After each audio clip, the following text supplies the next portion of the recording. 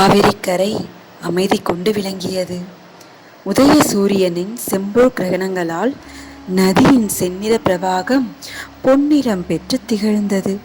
அந்த புண்ணிய நதிக்கு பொன்னி எனும் பெயர் அந்த வேளையில் மிக பொருத்தமாக தோன்றியது.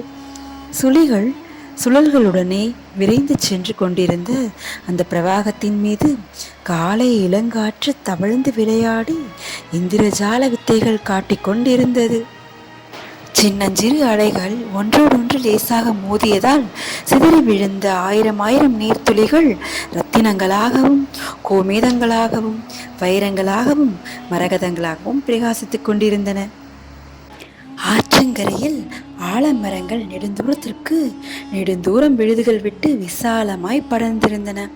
மரங்களில் பல இலைகள் எல்லாம் முதிர்ந்து புதிதாய் தளிர்விட்டிருந்த காலம்.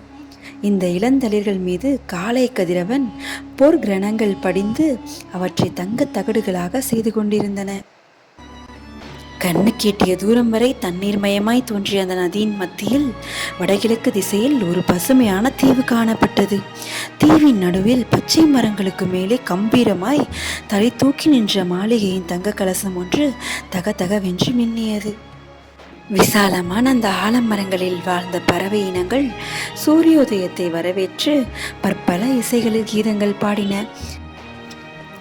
உணவு தேடும் பொருட்டு வெளியே கிளம்புவதற்கு ஆயத்தமான பறவைகள் தம் சிறகுகளை அடித்து ஆர்ப்பரித்தன. தாய் பறவைகள் குஞ்சுகளிடம் கொஞ்சி கொஞ்சி விடை பெற்று கொண்டிருந்தன. கரையின் சற்று தூரத்தில் ஒரு ஆலமரத்தடியில் குடிசை வீடு ஒன்று காணப்பட்டது. அந்த கூரையின் வழியாக அடுப்பு புகை வந்து கொண்டிருந்தது. அடுப்பில் கம்பு அடை வேகும் வாசனையும் லேசாக வந்தது. அந்த நதிக்கரையின் ஆழ்ந்த அமைதியை கலைக்கும்படி குதிரை குளம்படியின் சத்தம் கேட்டது. வர வர அந்த சத்தம் நெருங்கிக் கொண்டிருந்தது. இதோ வருகிறது. 4 கால் பாய்ச்சலில் ஒரு கம்பீரமான குதிரை.